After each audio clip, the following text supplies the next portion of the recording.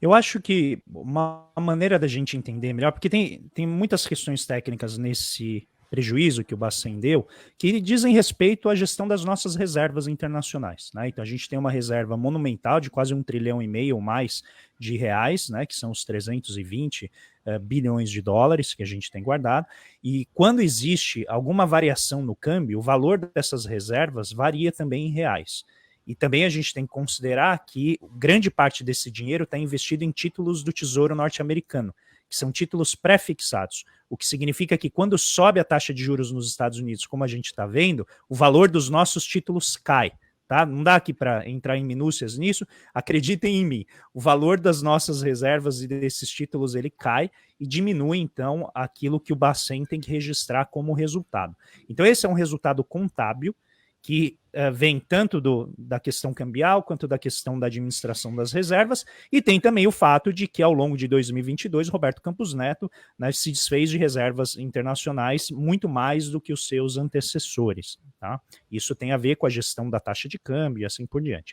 Esse dinheiro ele vai onerar o Tesouro Nacional em 36 bilhões de reais, porque uma parte substancial desse valor de 298 bi, ele é coberto tanto por reservas acumuladas em anos anteriores, quanto por redução de ativo do próprio Banco Central. Ele vende coisas que ele tem ali em caixa e ele consegue reduzir. Então, o que custa para o Tesouro Nacional é 36 bilhões, que o Tesouro não vai desembolsar na forma de dinheiro, ele vai dar títulos da dívida para o Banco Central para que ele possa, né, operar a política monetária como historicamente é feito já aqui no Brasil.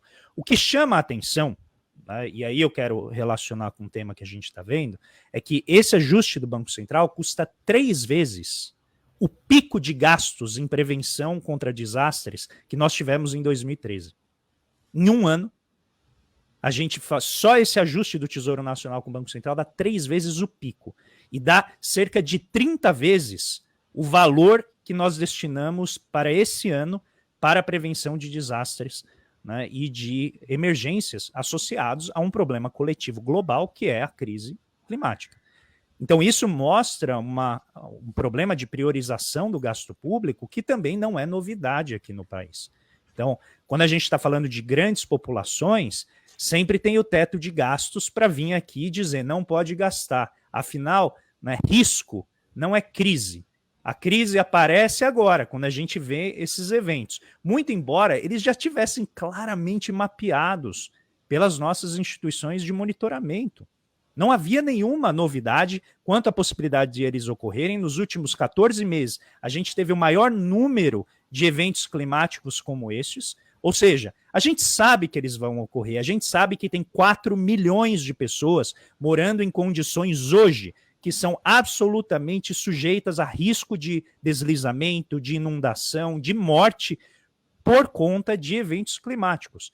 E esse evento extremo mostra que o fato de a gente não saber se ia ser 250 milímetros, né, de chuva ou 600, não muda em nada.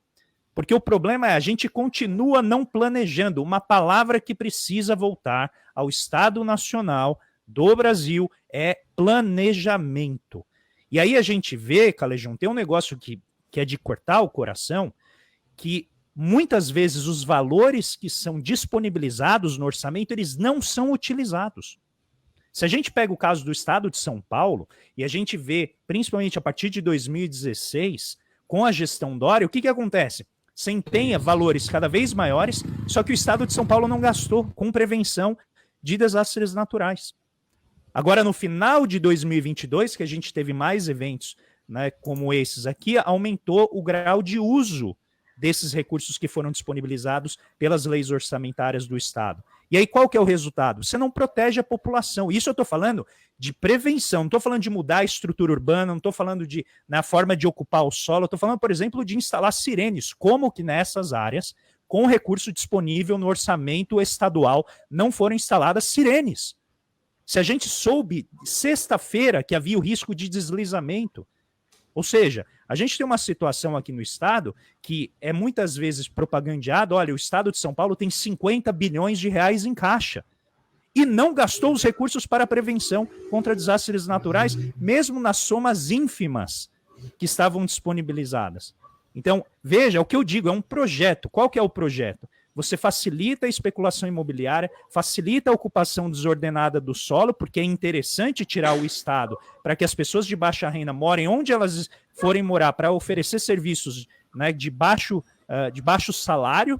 Isso que, comparativamente ao restante do Brasil, não era tão baixo o salário, mas ainda assim, né, são condições precarizadas de trabalho. E a gente não investe no mínimo. Mas olha que bonito, agora a gente tem 50 bilhões em caixa, foi aquilo que o Rodrigo Garcia, concorrendo, né, à reeleição, ficava propagandeando. E aí você tem, né, viatura de polícia que não tem, né, melhorias, você tem uma série de investimentos na área de educação, creche que não recebem, mas ó, tá o caixa lá de 50 bilhões. E hoje a gente vê, né, o desastre tremendo para dezenas de famílias, e novamente, é o que parte o coração, é porque eles eram preveníveis.